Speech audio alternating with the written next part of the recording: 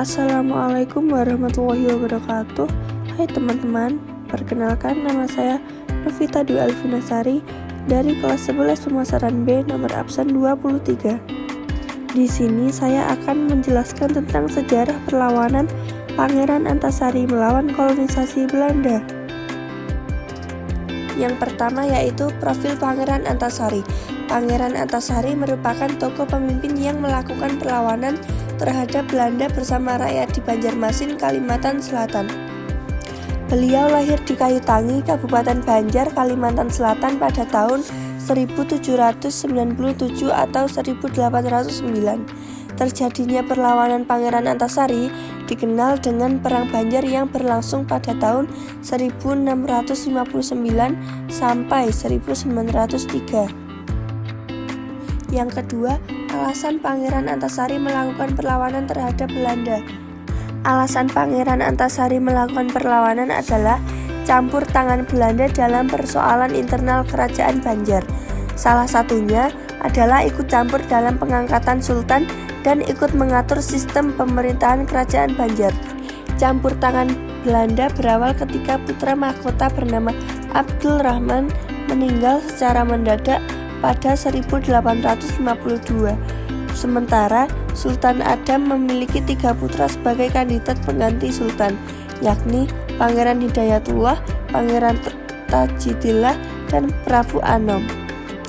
Ketika Sultan Adam meninggal pada 1857, Presiden I.F. Graf von Bentheim Tecklenburg mewakili Belanda mengangkat Tamjidillah sebagai sultan.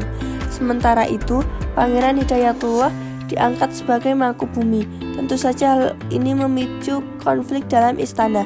Pangeran Antasari yang merupakan sepupu Pangeran Hidayatullah tidak menyukai campur tangan Belanda ini dan melakukan perlawanan pada 1859. Yang ketiga, bentuk-bentuk perlawanan.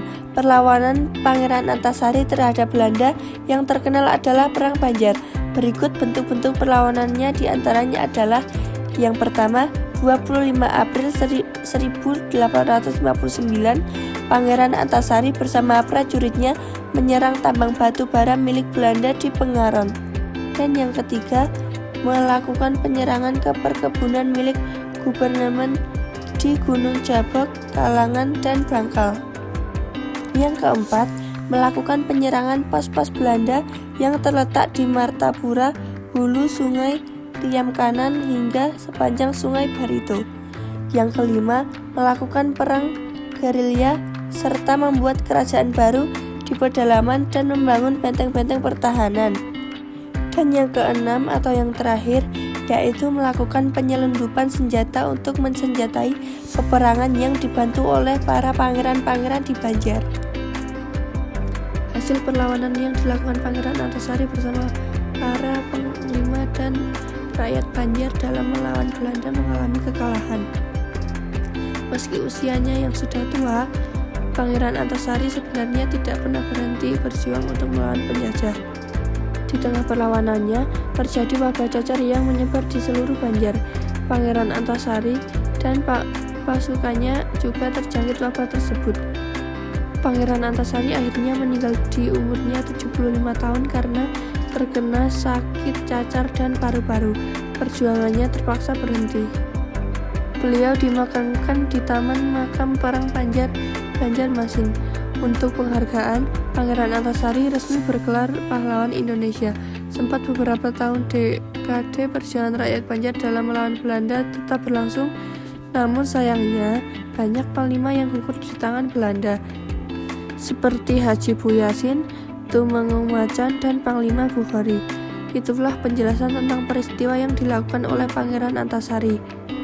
Sekian dan terima kasih, kurang lebihnya mohon maaf.